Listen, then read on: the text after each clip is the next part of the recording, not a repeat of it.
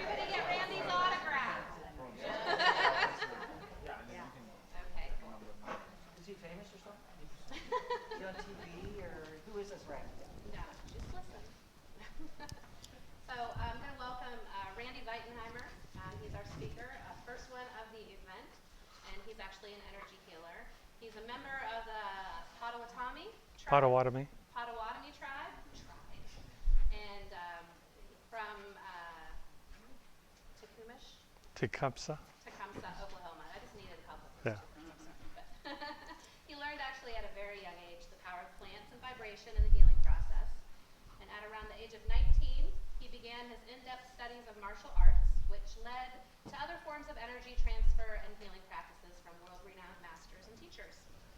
Randy developed a healing method he calls creative energetic healing, or health. And actually, Randy has some shows on Gaia TV, Quantum Effect and Undisclosed. So if you watch Gaia, I'm sure you've probably seen Randy on there. So give a hand to Randy. Thank you. Thank you, Lisa. Anybody curious yet? Did everybody get a card? Most part. All right. Okay.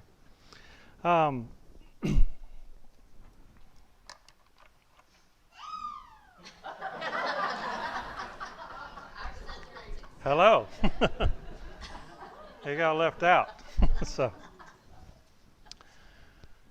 So we got, let's see, no, wrong speech. Just a second. Okay.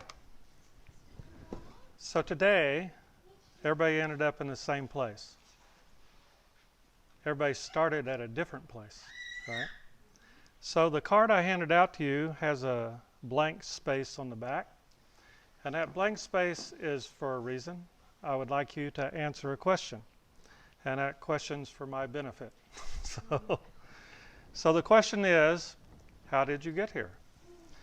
And what that question specifically refers to is what happened that caused you to be interested or to be different or to pursue this path of wanting to find out about yourself. That's it. So in my case, when I was, I think it's around 13, I grew up in a small town in Oklahoma. It's called Tecumseh, Oklahoma. It was about 2,000 people, and in 50 years, it hasn't changed at all. It's still the same place, still one stoplight. And I lived in a small house with my family, sisters, brother. And somehow, in 1963, I came up with a book called Chuang Tzu, Genius of the Absurd. Has anybody ever heard of it? Right? Now, how that book ended up in Tecumseh, Oklahoma, I have no idea, right? It's one of those things, divine manifestation, whatever you want to call it. But I would try to read it.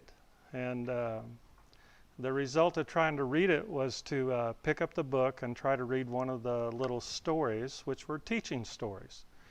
And every time I'd try to understand it and couldn't make it, I'd take that book and throw it. All right. So I have a bad habit of throwing books to this day. So I would pick it up a day, a week, a month later, and I would try again. And finally, I made my way through that book. And they're aphorisms. They're a way of teaching Chinese and Native American and India, where we teach by telling stories. So that was the beginning. And so if I was writing on the card, I would say I picked up that book. The second thing that happened was, is anybody in here like 70, like me? Right? Okay. Or thereabouts. Do you remember the nuclear bombs going off? And we had to go sit in the hallway and put your head. How many people remember that? All right. So for you who didn't, it was like sheer terror, right? And you're like in second, third, fourth grade. And the thing about terror and fear is it produces epigenetic changes. It actually alters your genetic structure, let alone the flow of information through your brain, right? So everybody here has experienced fear. The question is, did it alter you, right? And if it did, then now we have a problem that we tend to operate out of it. And one of the things we do through meditation and other techniques, we'll get into some of them later, is that we want to be able to change that. We want to be able to change back to who we are, okay? That would be the ideal, right? Is we say, God made you, and I'm all for it. And I would like you to be who you are. And so that's what happened with the little cards I passed out. We'll talk about that in a minute. So, from Genius of the Absurd, Chuang-Tzu, you can still buy it. Another book came up, Lao Tzu, Lao, Tzu or TSU, and I'm sure I'm mispronouncing all those words, so all those names. And again, it's little aphorisms, little stories. So we all have those. We all have, if we sat down, we could make a story about what happened to us, right? How did we get to be not ourselves? That's the language. So today, we're going to talk about cosmic reset. And cosmic reset is an interesting language because, let's see, when was that? I actually wrote an article or a book about it. And it was originally the title I was going to use. So I have that with me. It actually, the heading of it is Reset. So when I was invited here, I thought, well, I got this. We'll find out, right? But the thought occurred to me is, how can I help somebody be themselves, right? I don't want to help somebody to be something that's my idea of who they should be, right? Because everybody is different. It's called subjective reality. And that is the second portion of the talk. The first part is consciousness. The second part will be reality. We'll talk about that. And the third part is reset. So a few years back, I was traveling and went into one of the little tourist stores. And there's this great big button. And it's red. And you pound on it. And on the top it says reset. And I thought, that's what I need. That's what everybody needs. So today, in the course of being here, I'm going to attempt magic, and that is that reset everybody. So that was part of the cards that you got. And what that card is just a little scan of your information field. I shake hands with everybody. I practice energetic medicine. What's that? You can find millions of hits. The particular practice I grew up in or learned starting when I was in my 20s was Chinese energetic medicine. You can find millions of hits on the internet with it. The particular form I practice is called medical Qigong therapy, Qigong. Again, millions of hits. But the thing that happened is, in the course of wandering around the universe, I found out that the teachings and training I had in Native American life, and in Chinese martial arts, and in quantum physics, and in studying plants and animals and people, all tended to merge because I realized that they were just using different language to describe the same things. So when you think about what you learned to get here, you learned something, but it's really no different than what anybody else learned. The language was different. The experience was different. That's all, right? We all end up in the same place, okay? So back to those little cards. This little symbol here, I discovered, probably 30 years ago. It means a whole person under heaven is one translation, okay? Whole person under heaven. And I looked at that and thought, okay, that would allow me to kind of put things in place. It would allow me to examine what it means to be somebody. And to do that, when you work on somebody, I go like, I would like you to be you. And then I don't know who you are or how you are, so I have to come up with something to be able to evaluate that. I have to be able to find out like how you are real quickly, who you are real quickly. And not by any standards. It's kind of like I just want to put it into a numeric form, and because the numeric form has no emotion to it. That's it. So we tend to experience things mentally and emotionally as opposed to through the intellect. And this is part of consciousness. right? The intellect is the primary tool of consciousness. That's it, right? You either have some or have none. We have IQ, intellectual quotient, but very rarely do you hit mental quotient, emotional quotient, spiritual quotient, right? There's a whole bunch of them. I usually run through them real fast. Mental, physical, emotional, spiritual, psychic, psychological, etheric, astral, causal. Want me to say it one more time? Mental, physical, emotional, spiritual, psychic, psychological, etheric, astral, causal. What that means is that you are all those things, right? So when you say, I am, right? I am Randy, what does that mean, right? So we don't know. How about somebody says, I'm good? Well, how good? Gooder than good? I mean, and I get lost in that conversation because I don't know what good is to you. So again, I had to come up with some sort of information set, that's what I call it, that will allow me to see what's going on with a person. It's just numbers. And the thing about the numbers I wrote on your card, they just represent right now. They do not represent anything else. What that means is all through the day, your consciousness changes, right?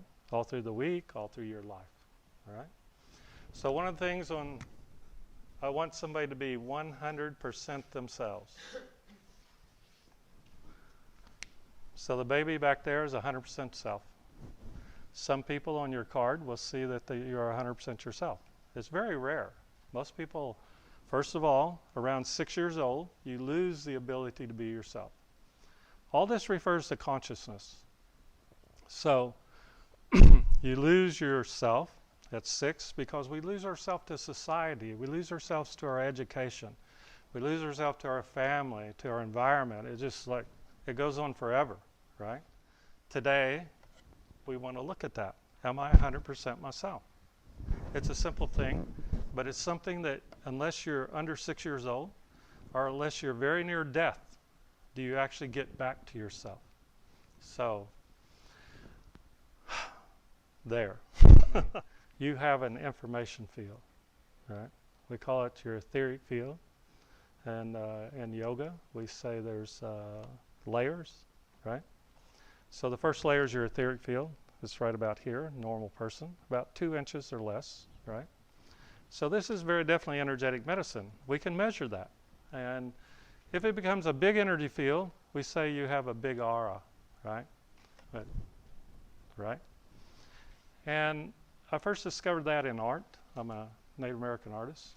And I would study art and I would see these big halos that were painted around people. And I couldn't understand why they paint this big, right? And some of them are this big and some of them are, right? So that is your electromagnetic field. And if it vibrates at a high enough level, you can see it, okay? So that's where we get Calerian photography and get being able to see energy field around person. If you want to know what it's like, just look above somebody's head about this far and kind of go unfocused. It helps if the lighting, right? But you only need to practice it a little bit. You'll be able to see it, right? There was a lady in California that was head of all the psychics out there. And she said, you need to learn this. And I said, why? And she goes, well, if you get on a plane and nobody has energy field, you should get off. So I travel quite a bit, and I get on the plane and go, right? So, and then it's like, right? So I'm going to make it. But anyway, we have things that kick us out of ourselves. We go away. So when we go away, we could call that a soul distance. Right?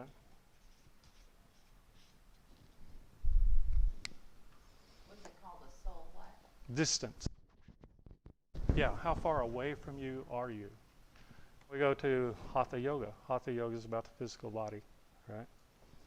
I teach Kundalini Yoga. I taught it for about 40-something years, right? I like Kundalini Yoga. It's extremely painful if you do it properly. So the pain, once it goes away, equals relief. Oh man, I feel great. I'm not doing that anymore. Well, this is the same thing as divorce or losing your job or moving, or losing a pet or a relative, right? At some point, you have to move on. At some point, you should come back to yourself. How do we come back to ourselves? And God invented meditation. That's it, right? It's the simplest form. The problem is, if you think there's 3 million hits on energetic medicine, I got news for you. There's probably 300 million on meditation.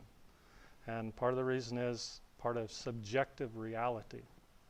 And so here's the thing about Chuang Tzu and a lot of other people I've studied with. It's not about them, it's what works for you, right? So everybody here has their own path. We could all read the same book. Everybody asks, how was the book? Good, great, terrible, awful, right? All we say is that didn't work for me, right? And so that becomes our proper response to anything we learn, right? Does it work for you, right? And if it works for you, great, right? But as a teacher, I want to tell you what works for me, and that's not exactly proper, okay? What is proper, I should teach you what works for you. So there's a lot of techniques. I teach some of them. I tell people you have all learned them. You've learned to cope. I love that language, right? But over the years, I've learned hundreds or thousands of them, but there's a few very simple ones, and I like the simple ones, right? I like the simple ones because they don't require you to dress a certain way, sit a certain way, act a certain way, blah, blah, blah, blah, blah. What they require is that you sit down or lay down or do something and in a relaxed position be able to get back to yourself, okay? Usually I would cut into music, working my way back to you. I don't know if anybody old remembers that song, right? In Chinese medicine, we say you should have acupuncture points on the body. Like when people talk about energy in the body, it's like, how do you get energy? Number one is pranayama, right? You breathe, you get energy. It's not about McDonald's and French fries and whatever else is out there. Food actually takes energy to produce energy. And so that becomes an equation, right? Where you can eat certain things and actually spend more energy to process it, right? It's also the same in relationships. We say you eat relationships, right? Some of them take more energy to process than they produce, okay? So in Chinese medicine, you should have 36 inputs. No, I'm sorry. 28.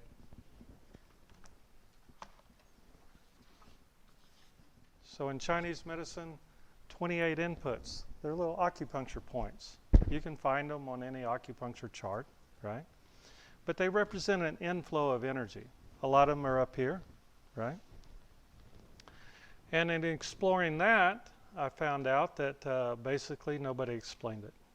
So if I stick a needle right here, my etheric field, that metal extends up into my etheric field and short circuits it, right? And a short circuit drops electromagnetic energy into my own energy field. It's very simple, right?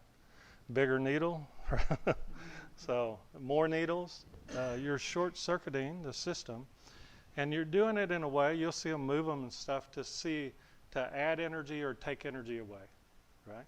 We have too much or we have not enough. So when we get to too much and not enough, you're supposed to have 36 volts. I had a physicist argue with me. Why do you use volts? It just doesn't apply to humans because it's a measure of electrical activity. And humans, even though they have an electromagnetic field, it's not exactly electricity based. It's more bioelectricity. It's different, right? If you don't believe it, go stick your finger in a light socket, right? That's electricity. It doesn't work, right? But I could shake somebody's hand and get energy, right? I could shake somebody's hand and lose energy. There we go, right? There are energy vampires. There are needles that take energy away. Very simple. So that becomes the bottom number, 36 volts. When you wake up in the morning, you should have 36 volts of energy. Beware of all shoulds, right? I dislike them intensely. So even me, if I say you should do something, it's like, right? It's something that you can look at and see if it helps or works for you, right? So shaking everybody's hand today, it's like I started sweating and all kinds of things because of the amount of energy that everybody has, right? And ultimately, like I say, if you have 100% yourself, you have 28 inputs open. And by the way, you can have more. The whole purpose of a lot of meditative and particularly in the martial arts techniques is to increase the amount of energy you have, right? So you're not stuck at 36 volts. Most people wake up and they have 5 or 10, right? They didn't recharge their battery during the day or during the night when they sleep. And so that is what led me into a reset, okay? And so that's the third part.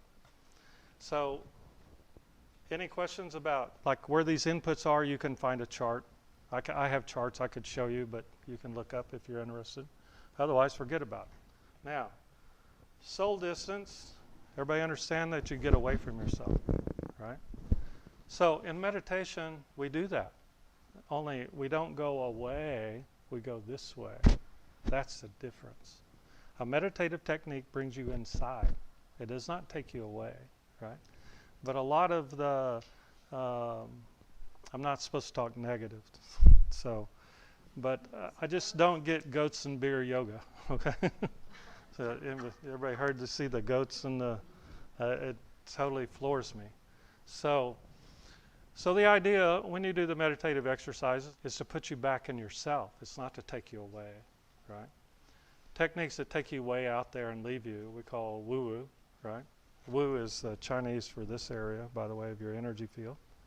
So the idea is to actually come back to yourself. So again, the idea of doing all this was to come to, I could understand how somebody is. I could understand the problems they were facing, okay? So one of the things, when I work on a person, this is what I want. The first thing I work on a person for is I want to be 100% themselves.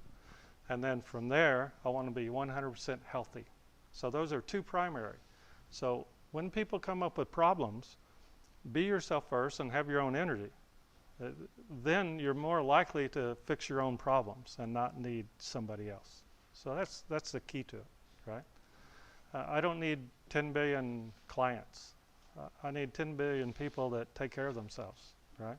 So.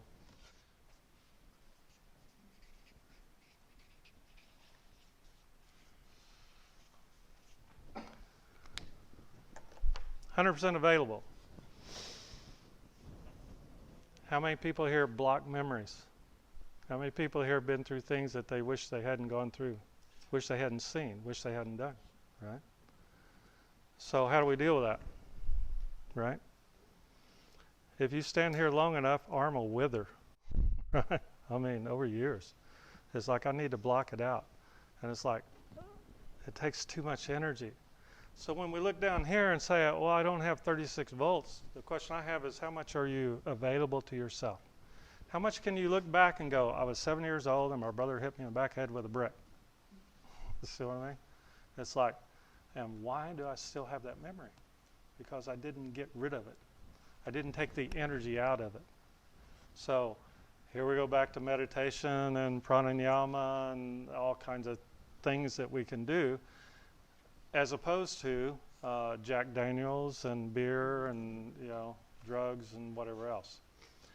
All of those things. So when you see people engaged in escapism, remember they're going that way. And it's normal in our society that we want to run away, right? It's what we do. Oh, I go on retreat. I mean, vacation. I mean, reset. I mean, anybody want to go to a bar tonight? You see what, right? So we want to run away. And it's not the answer. So we say, whatever problem you have, you're having because it's inside you. And so meditative techniques, contemplative techniques, pain, remember the whacking somebody? All those will get rid of a memory because now you have a new memory, right? So the idea is you run inside. All of the meditation techniques I talk about have a breath with them. They have a mudra or hand position. They have a body position. They have a focus. They have a mantra. They have They load you up. And I couldn't understand why that was true. Because you're a mental, physical, emotional, spiritual, psychic, psychological, etheric, astral person. And we have to engage all of them in order to be able to flatten it out and say, yes, I was 7 years old. And there's no emotion in it. There's no energy in it. And I'm not blocking anymore, right? So we don't want to get stuck with other people's negativity. What happens in our life and our society? Let me tell you what happened. My wife left me for and the dog ran away, and you can learn all this in country and western music. I mean, you don't have to go to Tibet or anywhere. You could just sit down and start back in the 50s in country and western music and learn it. If you take away all the energy you put into blocking, you're going to have more energy. You're going to be healthier, right? Yes, sir. I'm sorry, but the one on the bottom with voltage, 36. Yeah. Now I got a P. Does that mean pathetic or what? No, it's a grounding exercise. Go ahead. Right. So, what? You have to go to the restroom? What'd you say? Oh, he got a pee. I thought he said he had to go pee. Golly. Right? Go again. So I said, hey, this is about voltage, and you said there's a number up to 36. Right. And I said, I have a P. Is that for pathetic? Oh, it's actually a 10. The bad thing about doctors is they can't write. Okay, so actually, what happens? Your brain gets ahead of the handwriting, right? So, but since we're talking about peeing, so if you're not grounded, that voltage is going to be 0 or less. Okay. Grounding points: center of the palms, center of the feet, shoulder points. These are energy. These are acupuncture points also, and top of the head. And so, a lot of things like to ground yourself, we do this, right? Watch. So people are used to this, right? So here becomes proper, right? Rotate back, and the back of the thumbs touch the heart chakra. That is proper. Now, if you notice, my fingers are crooked, right? Because when I was a baby, they picked me up and did this, right? I was teaching a class, and I look out across the class, and all the people have their fingers like this, and I go, what are you doing? And they're like, well, your fingers are that way. And I go, well, I'm the teacher, but my fingers are crooked because I was born that way. I don't know what's wrong with you, right? So we say all the nerve meridians, 72,000 meridians, end up in the hands, the eyes, and the feet, right? So when you do this, you're locking your system in. Last night they were talking about doing this, right? I call this an infinity mudra because the thumbs do this, right? So there's bunches of them, right? But the idea is you lock in your energy system. And when you do this, you're applying dynamic pressure across your shoulder points. Remember the grounding points? And then you lock it into the heart chakra, right? So when people do this, I'm like, smack. Right there. It's just a different way I learned, right? But the way with all teachers is I learn this way, and you're going to learn it too. All right? Everybody got that? And then you should work on it and figure out what works for you. That's the difference, right? So somewhere in here, this is a grounding technique. As you go through the process of elevating your own consciousness, you will probably go through a period of crying a lot, right? You'll cry because you see a homeless person. You cry because you see a flower or a black snake this morning. Oh my God. She saw a black snake, I saw a deer and a rabbit, and we can spend the rest of the afternoon in psychotherapy talking about that, right? So the idea behind all of this is that by knowing where you are, you can move in a different direction. That's all, right? That's all it means, right? So I hit zeros too, right? If I'm mad, tired, upset, this, that, and the other, if my mind's engaged somewhere else, you'll hear me go, what'd you say? What? I'm trying to get back to myself, right? I'm trying to get back to myself so I can be 100% myself and hear what the heck you're saying and have energy to be able to deal with it. Otherwise, I'm going to block it out. Everybody got that? Yeah. And to be neutral is to be grounded. It's on and on and on and on. You can't do calibrations. You can't do kinesiology unless you're neutral, right? Your mind wants to supply an answer, okay? It's normal, but it's not helpful because you will be wrong sometimes, right? So the idea behind being neutral is to be able to tell the truth, right? To be non-judgmental, okay? So the other part of that is the concept of context, right? Content without context is judgment. That's it. So again, we've all been trained. We've all been programmed. And some way, there should be a way out of it. And meditation is a proper way out of it. Contemplation's another way. Bad movies is another way. So when we look at what percentage are you, we could say that part of you is somewhere else, right? Part of you is in the past or in the future. And if it's in the past, we would say you're depressed. Anybody here deal with depression? Your energy is biased towards memory, okay? Right? Memory is data that holds a charge, okay? When you take the charge out, grounding, right? Then that memory, you're able to go, yes, I was 14 years old. You see what I mean? I can turn to it as opposed to going, see the blocking, right? And every time I block, I'm putting energy into it. I'm putting energy to it. And then somebody brings it up or you think about it and you hit the ground. We call that depression. We say the energy flowing through the body has increased to this portion of the brain, right? And again, there's meditations that you can focus on any area of the brain. Anybody here deal with anxiety? Right? So, anxiety is the imagination. That's it. Here's the past, here's the present, here's the future, right? If I spend a lot of energy in the future, like worrying what's going to happen, right? I'm not available. I've decreased this, right? I've definitely decreased this and probably blocked all this. Do you see how that, right? And all because you said I was anxious, right? What was that? You said anxiety is... The future. It's imagination, right? We're all going to die. So how do you decrease anxiety? How do I do it?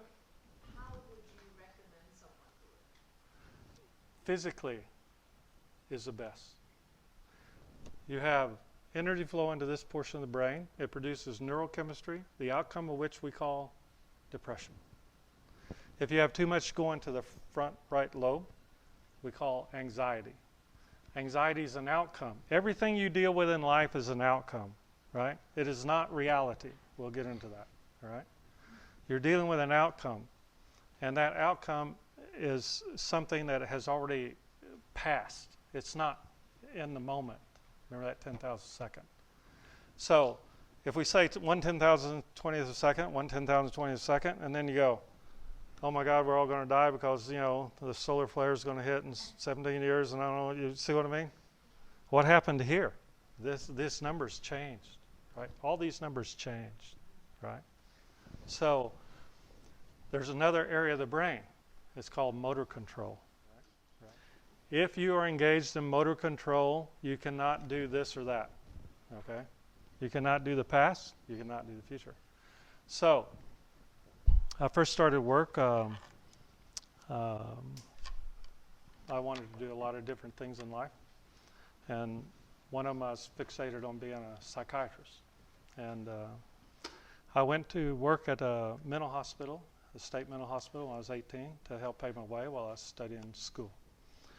And when I went to work there, they put me on security, I was big, and the DT ward, delirious tremens. Anybody ever heard of that? It's an old term. And after about 6 months there, I started realizing they were telling the truth, right? Because the reality of your depression and the reality of your imagination are the same as the reality right here. Why? Because that's where I'm at, okay? So to be right here, to be yourself, is when I say I am Randy, I'm saying I am not depressed. I am not anxious. Do you see what I mean? I am present within the self. That's the language. What does meditation do? Presence within the self. Remember, we go from things that take us away, which is what depression and anxiety do, to bringing ourselves back. Working my way back to you, girl. Yeah. I can't sing, so. So did that answer your question? Motor control is most effective. Hatha yoga is motor control, right? Hatha yoga combined with pranayama. Now we have Iyengar or some others, and then you just keep going. Raja yoga combines all. It's a mental yoga, right? I like mental yoga because it works. It works for people that are depressed or people that are anxious, right? How does it work? You're doing something else. So think about it. I'm doing depression today. How's that working for you? Right? Don't bother me. I'm doing anxiety, right? We're all going to die. You see what I mean? To move is to not be focused on the memory. Do you see what I mean? Right? Because that memory's gone. One of the things I teach is like, there's trauma, there's damage, and there's compensation. Okay?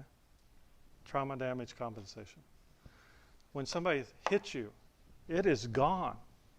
It's just an event. It's gone. We can check for the damage. So if you get injured, we take you to trauma place, and they check for the trauma, and then they check for the damage, repair the damage. Human body repair all damage within 6 months, physical, right? Even you break bones, your body compensates, right?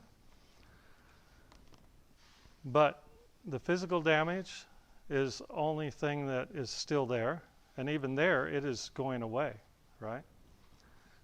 But only in our psyche, only in our memory, does memory become a disease, right? And depression and anxiety are diseases of the psyche, right? They can have physiological basis, okay?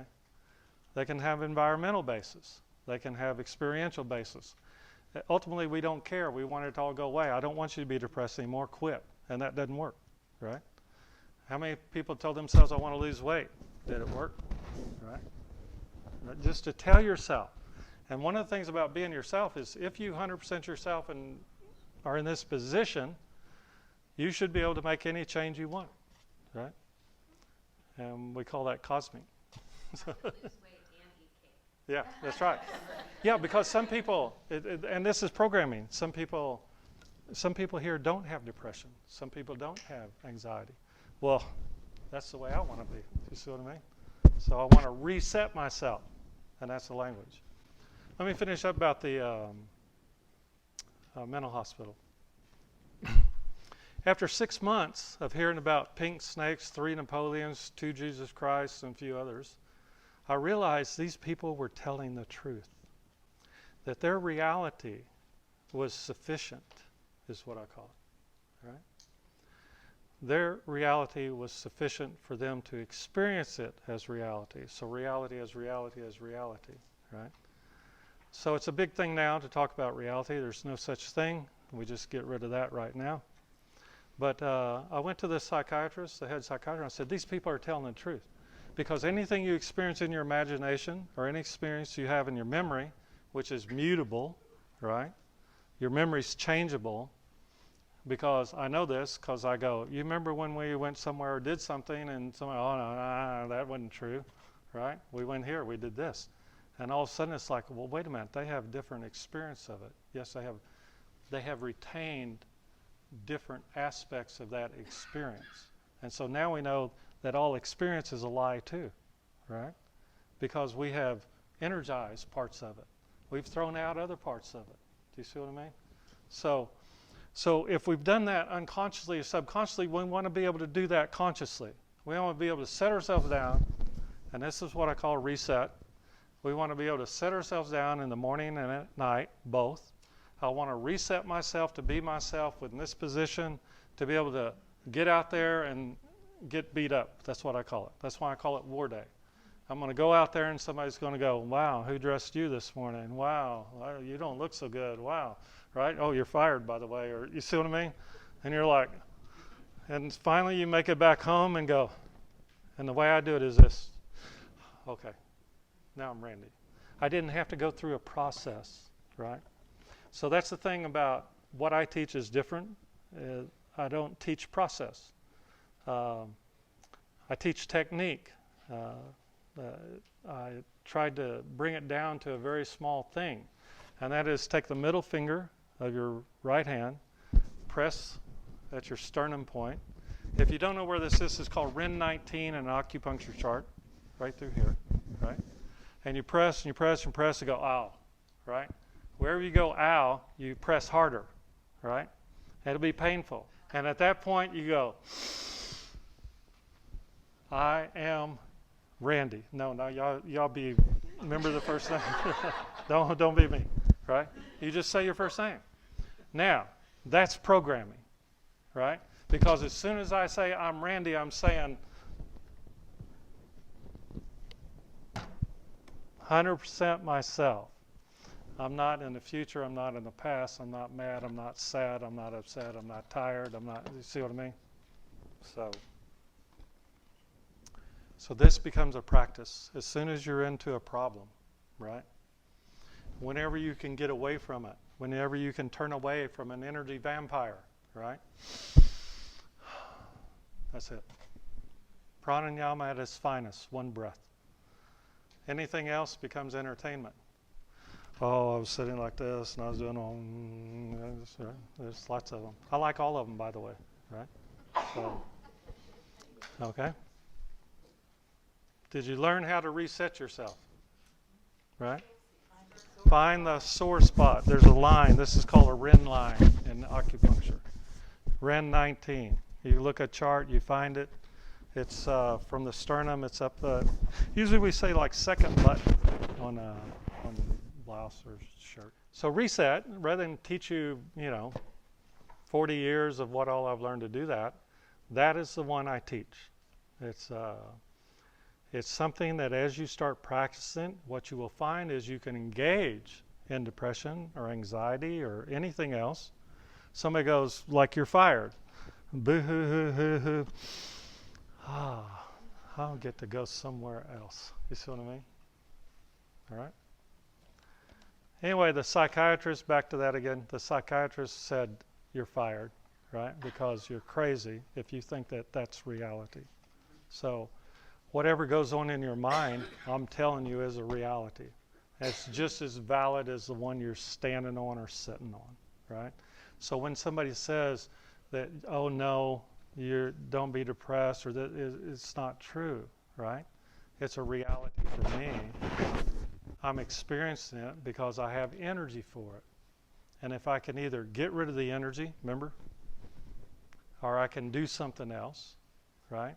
If I can do anything, and that's what we find. We have all this escapism and all these things that people want to do.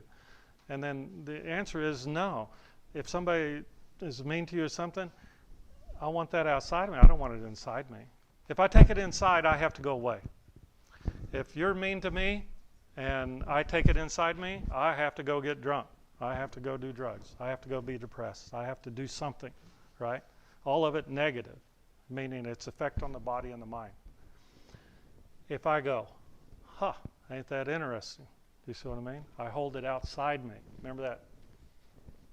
Available. I can look at it. It's not available to me. Why? I don't want it. Everybody does this. You see what I mean? Somebody gets talking, and you're like, right? Talk to the hand. Experience that 100% on the left side there to really be able to No. get back to that? Now, when you start this, right?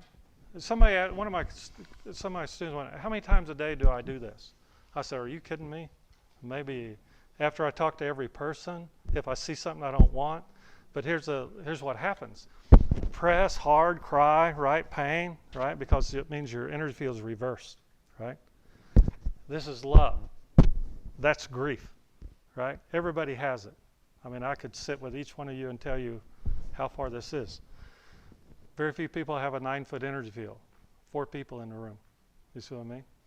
9 feet's the ideal. It's something you work towards, right? 3 feet, the end of your fingertips, is what we teach is a minimum, right? How many people in the room have less than 3 feet? 31, right? Why? Fill in the blanks. You see what I mean? But the answer becomes we don't care. We just want to know, oh, it's under 3 feet, I'm tired, right? And I can do a meditation, I can do a contemplation, I can do exercise, I can do breathing, I can jump in a bathtub. You see all those things. But ultimately, I want whatever it is out there, right? I want it beyond my electromagnetic field. And one of the things I teach is you should have a 9-foot field. And so, how do you get one? Easiest way. All these things are supposed to be easy. Roll on the floor like a log. Your energy field will get bigger. Right? That's it. Keep your eyes open, right? Don't get up real fast or anything. Just lay there a minute. But it's a funny exercise. But it's directly related to your electromagnetic field, to your aura, right? If you do deep breathing, certain breathing exercises, right? So these are easy things. Always be easy with yourself, right? That's what I suggest. Questions?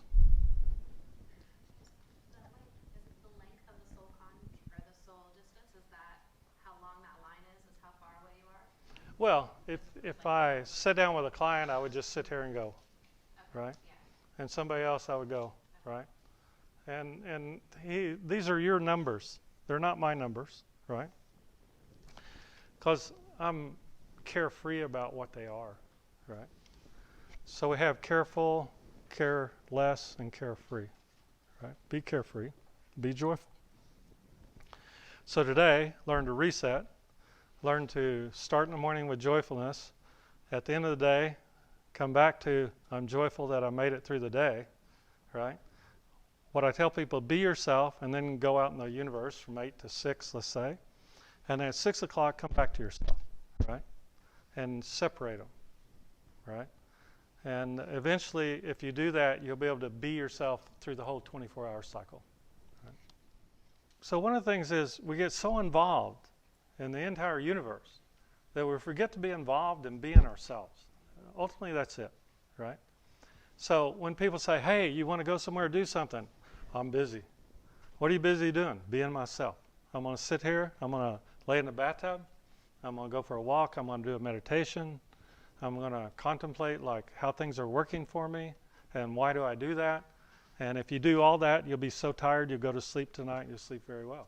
Until finally you just, I'm done with it. I don't have to do anything except be myself in this lifetime. Okay.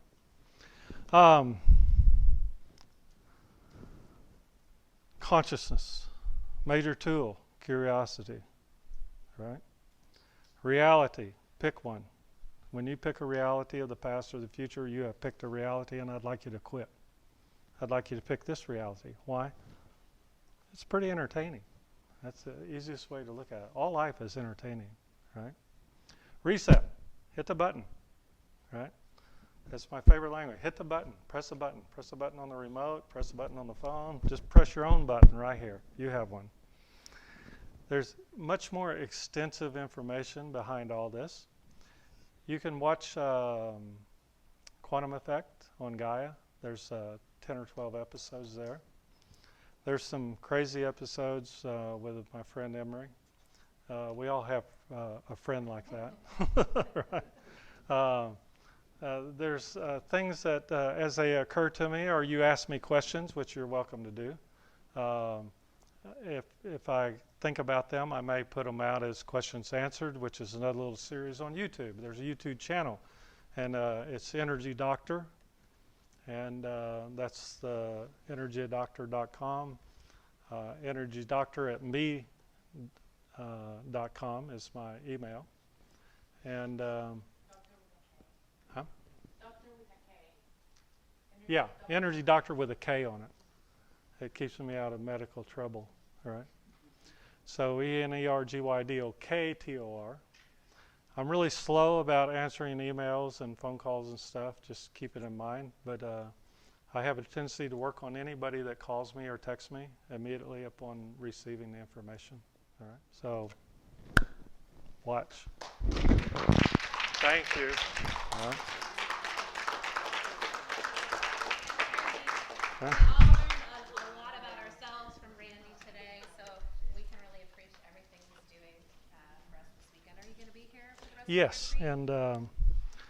and don't be upset about the numbers, but if you have questions, You know, just get some backlash. yeah, everybody gets. I had one guy walk out. I wrote the numbers down. He goes, "That's not true," and walked out. Right? There's one question for you. What if you see the numbers that you've given and it doesn't resonate with you? And because there's a point in which some people say, okay, well, that's true. That resonates for me. Yeah, because you're in self-judgment. Why did you pay me? Let me judge you. Yeah, we go out of self-judgment. What's the purpose of having friends or being married if you're going to judge yourself? Like, right? Right? They do it for free, right? You just ask them, how am I doing?